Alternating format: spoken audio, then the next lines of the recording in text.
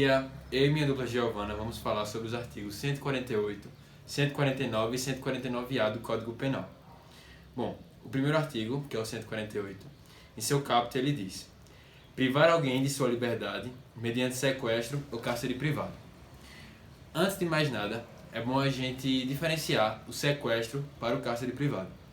No sequestro, apesar do indivíduo ter a sua liberdade restringida, ele ainda assim tem uma possibilidade de locomoção maior.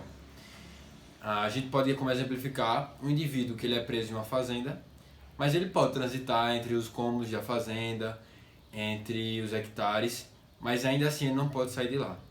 No cárcere privado, o indivíduo ele tem sua liberdade restringida em um ambiente ainda mais fechado. A exemplo de um indivíduo que ele é preso e fica somente em um quarto ou em um banheiro. A pena para esse crime é prevista como reclusão de 1 a 3 anos. Porém, esse artigo ele dá possibilidades de agravantes da pena. Os agravantes surgem. No parágrafo 1º, a pena é de reclusão de 2 a 5 anos se a vítima é ascendente, descendente, cônjuge ou companheiro do agente ou maior de 60 anos. Aqui vemos a preocupação do legislador em agravar a pena de um sequestrador que faz isso mediante a sua família. É o famoso sequestro interparental.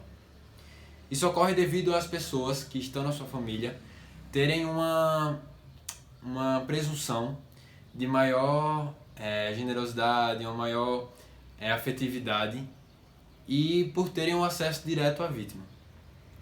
No inciso 2º fala: se o crime ele é praticado mediante internação da vítima em casa de saúde ou hospital. Isso mostra a total fragilidade da vítima e muitas vezes não poder se defender nem reagir a um ladrão ou um sequestrador que vai pegá-la em momento de vulnerabilidade. No terceiro fala: se a privação da liberdade dura mais de 15 dias. Isso é apenas evidenciando o que uma pessoa que fica, quanto mais tempo ela permanecer no cárcere ou num ambiente que está sequestrada, maiores são as chances de desenvolver um problema mental, um problema físico e trazer consequências para o resto da vida. No quarto fala: se o crime é praticado contra menor de 18 anos. Isso vai pela fragilidade da vítima. No Brasil, é muito comum ocorrerem sequestros de menores, principalmente de crianças em relação a pais. Pais que se separam e querem levar a criança e brigam judicialmente. E muitas vezes os pais que perdem a causa pegam essa criança e vão para outro lugar, muitas vezes de forma sequestrada. Quinto e último: se o crime é praticado com fins libidinosos. Fins libidinosos foram colocados nesse artigo no que antes existia o crime de rapto. E com a mudança da lei, a gente usa agora essa expressão fins libidinosos, que é sequestrar alguém com finalidade de sexo ou derivações disso, como estupro ou abuso sexual. No parágrafo 2 fala: se resulta a vítima em razão de maus tratos ou natureza de atenção grave, sofrimento físico ou moral. É a vítima que ela é sequestrada e durante o tempo desse sequestro ela sofre com tortura, com maus tratos, com violência, com lesão corporal dos ladrões sobre esta. Bom, agora vamos falar um pouco sobre o artigo 149. O artigo 149 fala sobre a condição análoga a escravo, que é muito comum no Brasil.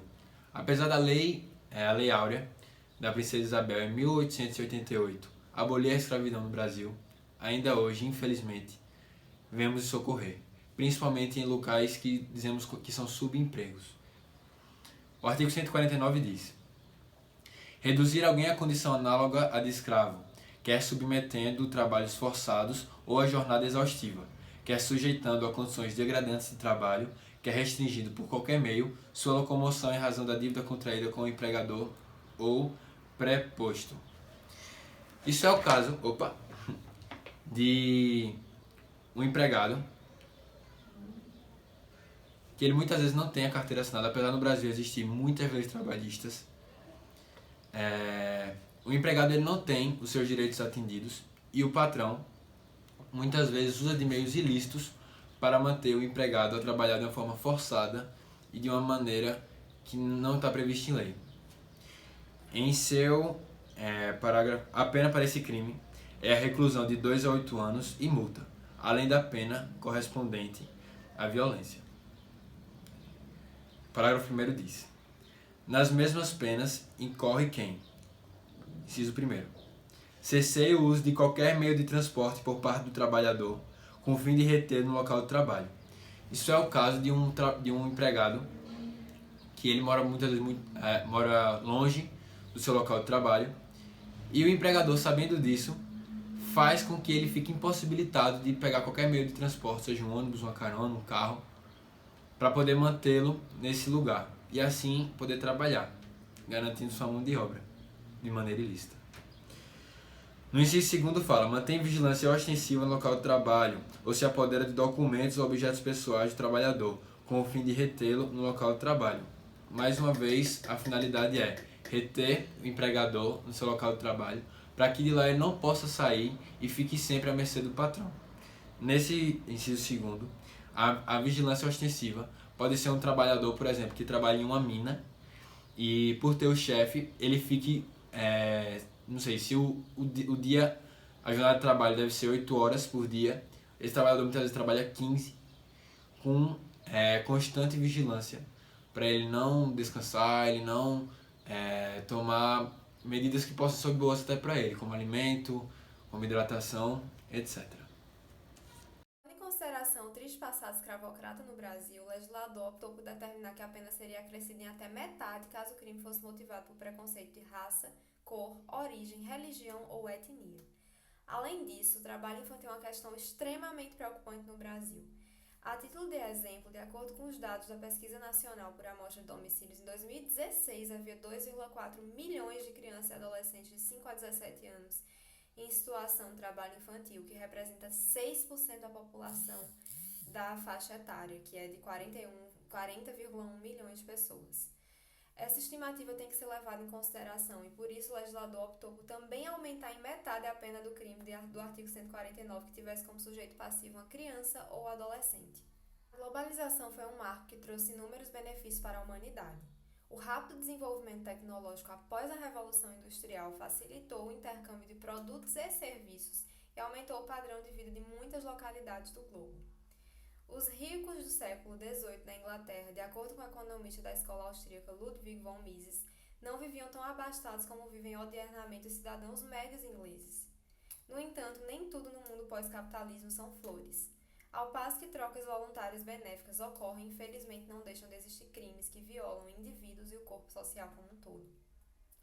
De acordo com o Escritório das Nações Unidas sobre Drogas e Crimes, o tráfico de pessoas é o crime mais lucrativo do mundo, movimentando cerca de 32 bilhões de dólares ao ano no ínterim de 2010 a 2012, ficando inclusive atrás do tráfico de drogas, que movimenta apenas 13 bilhões. Diante desse alarmante número, urge a necessidade de se encontrar soluções acadêmicas, sociais e jurídicas para conferir maior efetividade às leis que se propõem a combater e punir tal prática abjeta que vitima, lamentavelmente, cerca de 2,5 milhões de pessoas identificadas em 124 países diferentes, de acordo com a ONU. O crime de tráfico de pessoas possui vários verbos em seu núcleo típico, sendo um tipo misto alternativo. Para caracterizar esse crime, o sujeito ativo precisa agenciar, comprar, aliciar, recrutar, transportar, transferir, alojar ou acolher uma pessoa mediante grave ameaça, violência, coação, fraude ou abuso, e ter o ânimo de remover-lhe partes do corpo, submetê-la a condições análogas à escravidão ou a qualquer tipo de servidão, adoção ilegal ou exploração sexual. A pena do crime varia entre 4 a 8 anos de reclusão e multa. A pena será aumentada em 1/3 ou metade se o crime for cometido por funcionário público no exercício de suas funções, como, por exemplo, um policial que trafica uma moça com fins de exploração sexual. Contra criança ou adolescente, ou pessoa idosa com deficiência, como no caso de uma mulher que ludibria uma parturiente para roubar o filho que ela acabou de ter e traficá-lo, vendê-lo para pessoas de boas condições financeiras. Se o agente se prevalecer de relações de parentesco, domésticas, de coabitação, de hospitalidade, de dependência econômica, autoridade ou superioridade hierárquica inerente ao exercício de emprego, cargo ou função, como no caso de um pai que vende sua filha para servir de escrava para uma família rica, ou no caso de uma vítima de tráfico ser retirada do território nacional, como aconteceu na novela Salve Jorge de Glória Pérez, na qual Morena foi enviada para a Turquia. Há uma hipótese de diminuição de pena de 1 a 2 terços, e essa só ocorre quando o agente não integra a organização criminosa e é primário.